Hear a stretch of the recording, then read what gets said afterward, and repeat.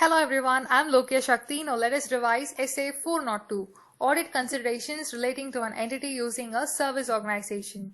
Some entities might end up using the services from a service organization in order to carry out its activities in the normal course of business.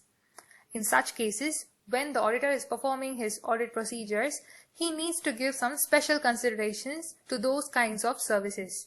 So what are these special considerations or requirements? It is covered under Essay 402. Therefore, this standard is applicable only when the user entity is using the services from a service organization. Having said that, what are the requirements? The first and the foremost requirement is to understand the services that has been provided. The auditor needs to understand the nature of the services that has been provided and its effect on the entity's internal control. Secondly, he needs to understand the nature and the materiality of the transactions or accounts that has been processed, which has been affected by the service organization. He shall also take into consideration the degree of interaction between the user entity and the service organization. He shall give a detailed analysis of the contractual terms that has been entered into by these two. In evaluating the internal control of the user entity, he shall give a special consideration to those controls which relate to the services that has been provided by the service organization. While determining the understanding of the services, he shall take into consideration whether it is sufficient enough in order to provide a basis for identifying and assessing the RMM. In case where an auditor is unable to obtain such sufficient understanding, then he shall have the following options. He shall ask for a type 1 or a type 2 report, or he shall contact the service organization through the user entity, or he shall visit the service organization and perform the necessary procedures, or he shall use the work of another auditor in order to obtain such understanding. So what is this type 1 or type 2 report? Type 1 report includes a description given by the management regarding the service organization's system, control objectives and related controls that has been designed and implemented at the specified time, that is a specified period. It shall also include a report by the service auditor, that is the service auditor's opinion regarding the description given by the management. Under type 2 report, it includes the description given by the management regarding the system, regarding the service organization's system, control objectives and related controls, plus also the operating effectiveness throughout the period. Therefore, type 2 report is nothing but type 1 report plus the operating plus it also comments on the operating effectiveness during the period. Under type 2 report, it also includes a report by the service auditor regarding the description and also a description of the service auditor's test of controls and the results of such tests carried out.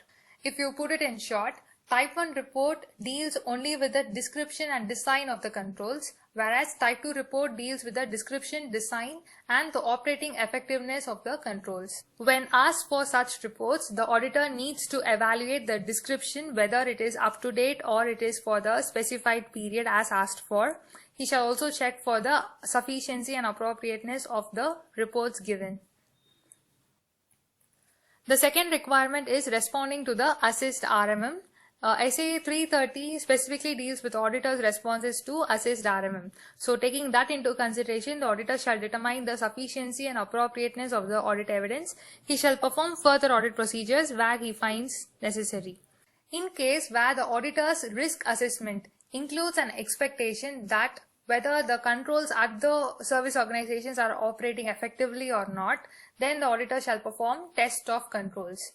The test of controls is nothing but he shall ask for a type 2 report because type 2 deals with the operating effectiveness. Or he shall perform the test of controls at the service organization, or he shall ask for another auditor to perform such test of controls. What happens in case when the service organization is using services from another service organization? Then from the user entity's point of view, that another service organization would be a sub-service organization. In that case, the auditor first needs to consider whether the services of such other service, that is sub-service organization, whether it is relevant or not. In case if it is relevant, then he shall perform all the requirements given by the standard to those sub-service organization also. Okay, the next case is what happens in case of fraud or a non-compliance or an uncorrected misstatement has been identified in relation to the service organization. Then the auditor shall first inquire the management of the user entity regarding whether the management has a knowledge of such a non-compliance or fraud taken place in the service organization. Then he shall evaluate its effect on the further audit procedures which he needs to carry out and also on the auditor's report. And finally comes reporting by the user auditor. In case where the auditor is unable to obtain sufficient appropriate audit evidence regarding the services of the service organization, then he shall give a modified opinion, that is a qualified opinion or a disclaimer of opinion as per SA 705. The auditor in general, he shall not refer to the work of the service auditor, but if it is required by the law, he shall specify the work of the service auditor in an unmodified report. In case of a modified report, that is a qualified or a disclaimer of report, he shall specify the work of the service auditor if it is relevant to the modification, that is, if it is giving justice to bringing such modification. However, referring to the work of the service auditor will not reduce the auditor's responsibility to that opinion. So by this we come to the conclusion of SA 402. I hope it was useful. Thank you for listening.